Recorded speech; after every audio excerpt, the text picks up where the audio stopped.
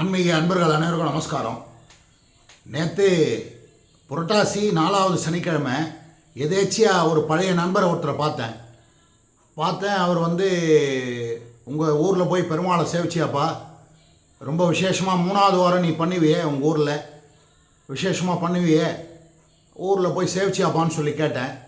அவர் சொல்கிறாரு, இல்லை நான் போகல, ஏன்னா அங்கே அந்த கோயில் நிர்வாகம் மாறி போச்சு, அங்கே இருக்க ஐயர் பூஜை பண்ணுறது எனக்கு பிடிக்கல, அதனால் நான் போகல சார் அப்படின்னு சொன்னார் அவர் நண்பர். ரொம்ப கஷ்டமாக இருந்தது. அதாவது நம்ம அங்கே இருக்க கோயில் நிர்வாகத்துக்கோ அல்லது அந்த பூஜை பண்ணுற ஐயருக்கோ நம்ம போகிறோமா, அந்த பெருமாளுடைய அனுக்கிரகம் நம்மளுக்கு கிடைக்கணும். தலைமுறையாக நம்ம ஊர், நம்ம கிராமத்தில் இருக்க கோயில், நம்ம ஊர் அது எத்தனையோ தலைமுறையாக வழிபட்ட கோயில், நம்ம முன்னோர்கள் வழிபட்ட கோயில், அது யார் வேணால் பூஜை பண்ணிக்கிட்டோம், யார் வேணால் உபயமாக இருக்கட்டும். நம்ம அவர் முன்னே போய் அவர் நின்று கோவிந்தான்னு ஒரு நாமத்தை போட்டு நம்ம பேரில் ஒரு அர்ச்சனை பண்ணி வந்தாவே போகாதா?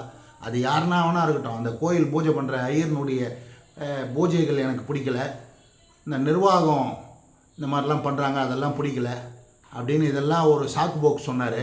தயவு செஞ்சு அந்த மாதிரி பண்ணாதீங்க.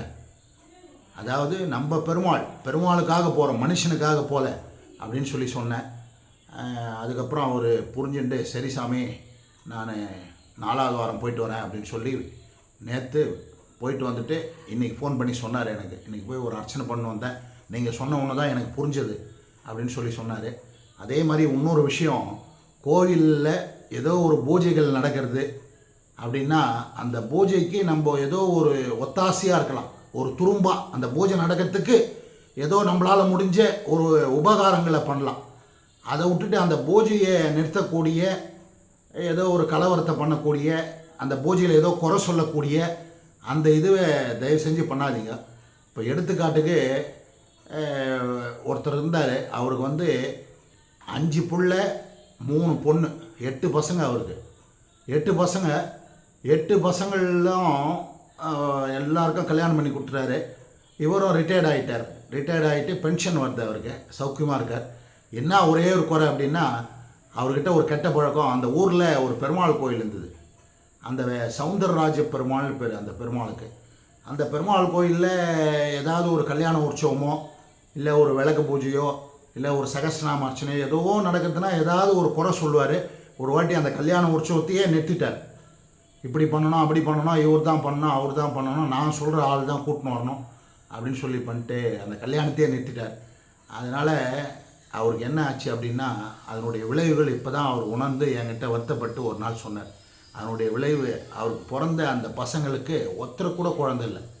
என்ன பெரிய ஆச்சரியம் பாருங்கள், உடம்பெல்லாம் சிலுக்கிறது, ஒருத்தர் கூடவா இருக்காது.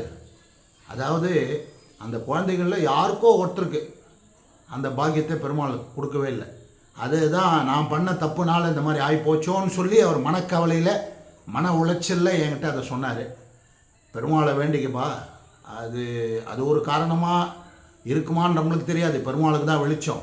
ஆனால் பெருமாளுக்கு நடக்கக்கூடிய காரியங்களை கோயிலில் பெருமாளுன்னு இல்லை, எந்த கோயிலுமே ஏதோ ஒரு பூஜை நடக்கிறது, நம்மளை முன்னாடி நிறுத்தலையே அப்படின்னு பின்னாடி போய் கூட அப்படியே பெருமாளை சேவிச்சிங்களோ. அதாவது நம்மளால் அந்த பூஜையை நிற்கக்கூடாது, ஏதோ நம்ம அதுக்கு ஒரு ஒத்தியாசையாக நம்ம ஒரு துரும்பாக இருக்கணும், அப்படி தான் இருக்கணும் தவிர அந்த பூஜையை நிற்காமல் பார்த்துங்க. இதுதான் என்னுடைய வேண்டுகோள்.